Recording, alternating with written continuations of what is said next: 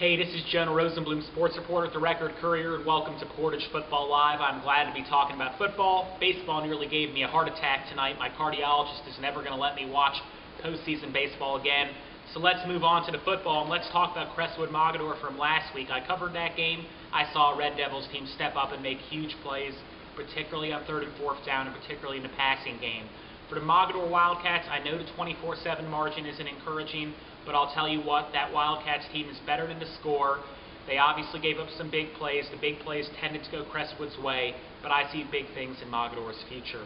We're going to hand out some game balls. Number one to the Southeast Pirates, 4 straight wins. Kyle Stoll's been a workhorse all year long, and Billy Rose, the wide receiver, turned quarterback, turned wide receiver. He's back to his natural position with 2 touchdown catches against Rootstown.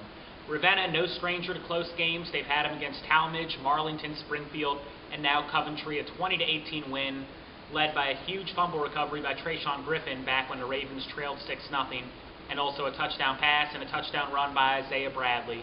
Ravens coach Jim Lenardi told me earlier this season that Isaiah Bradley would emerge big time this season. He certainly has. A game ball for him and the Ravens. We're also going to give a game ball to the Aurora Green Men. 5 straight wins, including a rout of Highland, and Bubba Arslanian just playing his tail off, 73 tackles through 5 weeks.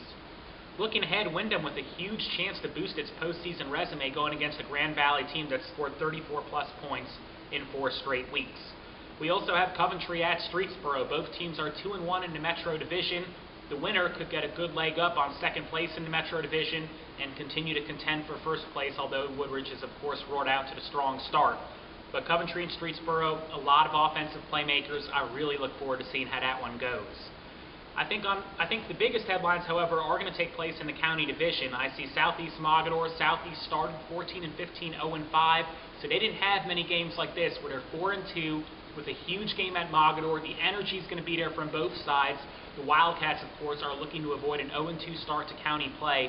Should be a great matchup, and in particular, I'm curious how Mogadore's passing game, which was a little bit out of rhythm against Crestwood, I'm interested to see how that goes against a Southeast team that has Avery Munger and Billy Rose in the backfield and Eric Lowe and Hunter James at the linebacker position.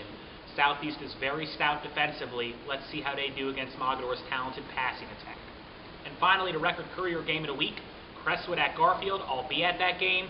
A couple of interesting matchups. Number one, the Red Devils defensive backs really bounced back after a tough game against Aquinas. They did a great job against the Mogadore Wildcats. But with the Garfield G-men, they play a very interesting attack with 3 or 4 star wide receivers. Dalton Fall's been playing as well as anyone in the league. So it'll be interesting to see how Crestwood's defensive backfield, including Jordan Fabry, who's been piling on picks, how Crestwood does against the Garfield passing attack. And on the other side, can Garfield's slightly undersized front stop Logan Toot, who is so difficult to bring down? Well, thank you so much, folks, for tuning in to Portage Football Live. Follow all my updates at JLR Sports on Twitter, and I look forward to seeing you Friday night at Crestwood and Garfield.